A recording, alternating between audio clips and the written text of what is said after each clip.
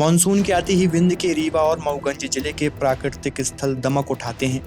जलप्रपातों की लंबी श्रृंखला यहाँ की खूबसूरती में चार चांद लगाते हैं। इन्हीं में एक बहुती जलप्रपात को मध्य प्रदेश का सबसे ऊंचा वाटरफॉल माना जाता है। बारिश के बाद यहाँ के मनमोहक दृश्य को देखने के लिए दूर दूर से पर्यटक पहुंच रहे हैं और प्रकृति के साथ अपना अनंत जुड़ाव महसूस कर रहे हैं।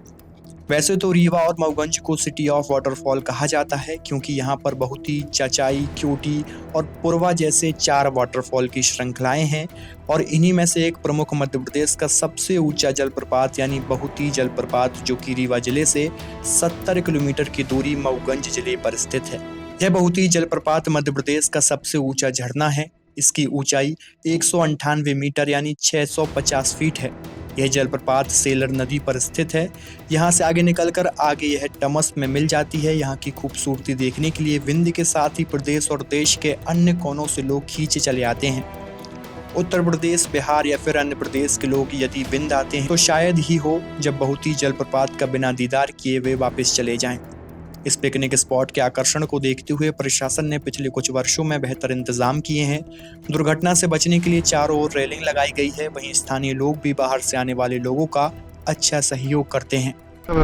आशीष कुमार मिश्रा। कहाँ से आए? प्रयागराज डिस्ट्रिक्ट। क्या विशेषताएं हैं? ये नेचुरल है व्यू यहाँ पे, बहुती जलप्रपात, और अक्सर हम लोग यहाँ आया करते हैं। और जिस तरह बारिश के समय जो व्यू होता है, जो यहाँ पे सुंदरता होती है, वो नेचुरल है एकदम, और वो देखने में काफ़ी मनोरम है और अद्भुत दर्शन होता है यहाँ पे।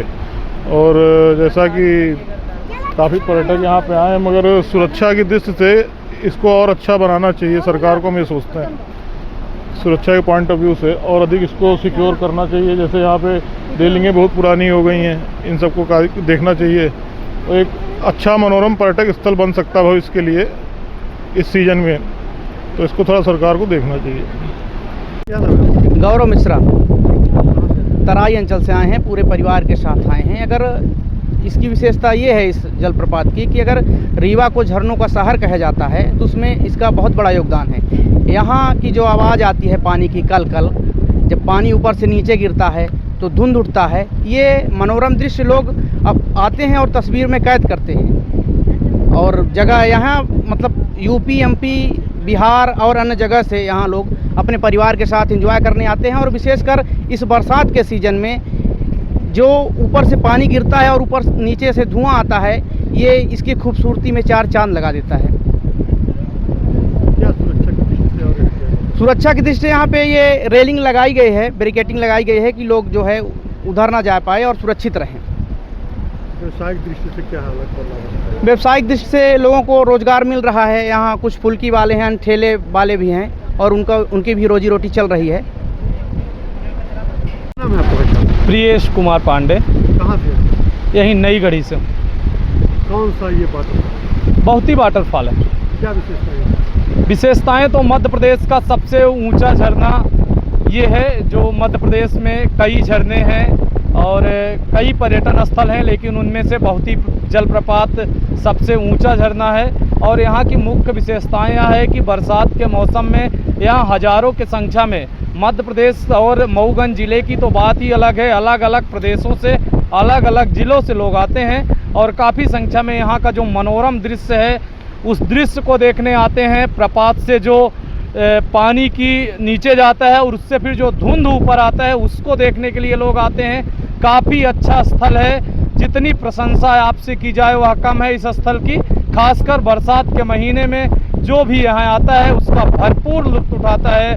और बरसात के मौसम में आप कैमरा में इन तस्वीरों को देखकर समझ सकते हैं कि कितनी संख्या में यहाँ लोग पहुँचते हैं और इस प्रकृति की अनोखी छटा का मनमोहक दृश्य का आनंद लेते हैं। स्नेह तिवारी। कहाँ से आए? गढ़ से। क्या विशेषताएं हैं? विशेषताएँ बहुत ही जलप्रपात है। हम लोग बचपन से आते जाते हैं यहाँ घूमने के लिए, ऐसे ही विहंगम दृश्य देखने के लिए। ज़्यादातर बरसात के टाइम में हम लोग। कितने लोग हैं? हम आए, मेरा दोस्त आए हैं। और यहाँ क्या हो सकता है? यहाँ हो गया यही, घूमने के लिए सभी लोग आ जाते हैं। ये आपकी बात बिल्कुल सही है, क्योंकि हमारा जो मऊगंज ज़िले में एक बहुत ही दर्शनीय स्थल है वो, और उसको बारिश के समय पर उसमें काफ़ी भीड़ रहती है और बहुत ही एक सुंदर नज़ारा देखने को मिलता है और उसमें बड़ी तादाद में वहाँ पर्यटक आते हैं।